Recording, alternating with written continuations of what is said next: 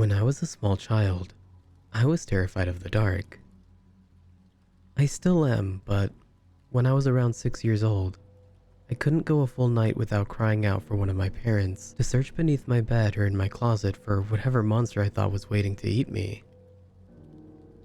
Even with a nightlight, I would still see dark shapes moving around the corners of the room, or strange faces looking in on me from my bedroom window. My parents would do their best to console me, telling me that it was just a bad dream or a trick of the light. But in my young mind, I was positive that the second I fell asleep, bad things would get me. Most of the time, I would just hide under the blankets until I became tired enough to stop worrying. But every now and then, I would become so panicked that I would run screaming into my parents' room, waking up my brother and sister in the process. After an ordeal like that, there would be no way anyone would be getting a full night's rest. Eventually, after one particularly traumatizing night, my parents had had enough. Unfortunately for them, they understood the futility in arguing with the 6-year-old and knew that they would be unable to convince me to rid myself of childish fears through reason and logic. They had to be clever. It was my mother's idea to stitch together my little bedtime friend. She collected a large assortment of random pieces of fabric and used her sewing machine and created what I would later refer to as Mr. Ickbarr Bigelsteine, or Ick for short. Ick was a sock monster, as my mother called him. He was made to keep me safe while I slept at night by scaring away all the other monsters. He was pretty damn creepy, I had to admit. Honestly, looking back on it all now, I'm still impressed that my mom could think of something so strange and disturbing looking. Ickbarr had the stitched together look of a Frankenstein gremlin, with big white button eyes and floppy cat ears.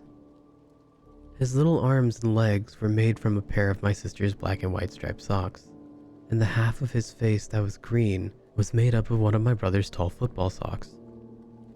His head could have been described as bulbous, and for his mouth, my mom attached a piece of white fabric and sewed in a zigzag pattern to shape a wide grin of sharp teeth. I loved him at once. From then on, Ick never left my side, so long as it was after dusk, of course. Ick didn't like the sun, and he would get upset if I tried to bring him to school with me. But that was okay. I only needed him at night to keep the boogeymen away, which was what he was good at.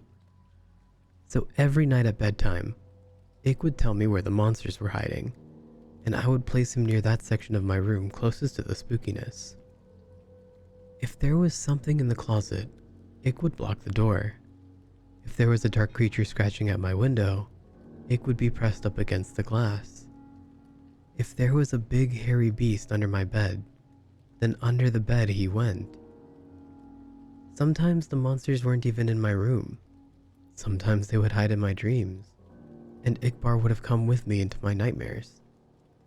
It was fun bringing Ick into my dream world, as he and I would spend hours fighting off ghouls and demons. The best part was, in my dreams, Ick could talk to me for real. "How much do you love me?" he would ask. "More than anything," I would always tell him. One night, in a dream, after I had lost my first tooth, Ick asked me for a favor. "Can I have your tooth?" I asked him why. "To help me kill the bad things," he said. The next morning at breakfast, my mom asked me where my tooth went. From what she told me, the tooth fairy didn't find it under my pillow. When I told her that I gave it to Ickbarr, she just shrugged and went back to feeding my little sister. From then on, every time I lost a tooth, I would give it to Ick. He would always thank me, of course, and tell me that he loved me. Eventually, though, I ran out of baby teeth, and I was beginning to get a little too old to be still playing with dolls. So Ick just sat there on my bookshelf collecting dust, slowly fading away from my attention. Over time, the nightmares, however, became worse than ever. So bad that they even began to follow me into the waking world, terrorizing every dark corner or rustle in the bushes. After one particularly bad night biking home from a friend's house where I swore a pack of rabid dogs were chasing me, I got home to find something strange waiting for me in my room. There, on my bed, standing fully upright in the soft glow of the moonlight from my window, was Ickbarr. At first, I just thought my eyes were playing tricks on me again. They had been all evening, so I tried to flick on the lights. Another flick of the light switch, then another, and another, with no change to the darkness. It was then that I started to get nervous. I backed away slowly towards the door behind me, my eyes never leaving the shape of Ick's silhouette, my hand awkwardly outstretched behind reaching the doorknob. I was just about to get my ass out of there when I heard the door slam itself shut, locking me into blackness. In nothing but shadows and silence, I stood frozen in place, not even breathing. For how long, I can't say, but after what felt like a lifetime of cold fear, I heard the shrill, familiar voice. "You stopped feeding me, so why should I protect you?" Protect me from what? Let me show you. I blinked once, and everything changed. I wasn't in my bedroom anymore. I was somewhere else. It wasn't hell, but the comparison wasn't far off. It was some sort of forest, a horrible, nightmarish place where partial embryonic abortions hung from the canopy, and the ground swarmed with carnivorous insects.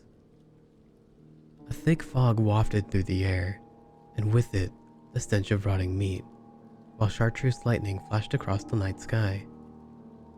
In the distance, I could hear the agonizing screams of something not quite human. My head throbbed like it was about to explode, the pain forcing out a river of tears. In my mind, I heard his voice again. "This is what your reality would become without me." I felt earth-shaking footsteps approaching fast. I'm the only one who can stop it. It was behind me now, huge and angry, hot breath across my back. Bring me what I need, and I will. I woke up before I could turn around. The following day, I raided my parents' closet for my brother's baby teeth, giving them all to Ickbarr. Almost immediately, the night terrors ceased, and I was more or less able to go on about my life as normal. From time to time, I would have to sneak into my little sister's room and snatch what was meant for the tooth fairy, or strangle one of the neighborhood cats and pry out its sharp incisors. Anything to ward off the visions. Anything from a shark-tooth necklace to a cavity ridden bicuspid. I also began to notice that it would move about my room whenever I left for any length of time, rearranging my stuff and hanging additional curtains. He was even beginning to look more lifelike somehow. In the right light, his teeth would glisten, and he was warm to the touch. As much as he creeped me out, I couldn't work up the courage to just destroy him, knowing perfectly well where that would leave me. So I went on collecting teeth for Ick throughout all of high school and college.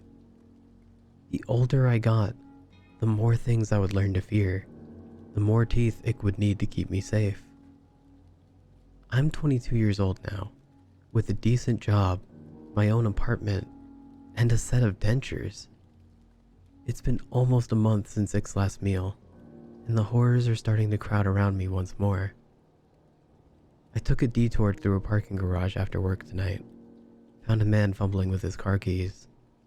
His teeth were stained yellow from a lifetime of cigarettes and coffee. Even still, I had to use a hammer to get out the molars. When I got back to my apartment, he was waiting for me, on the ceiling, in the corner, 2 white eyes, and a mouth of razors.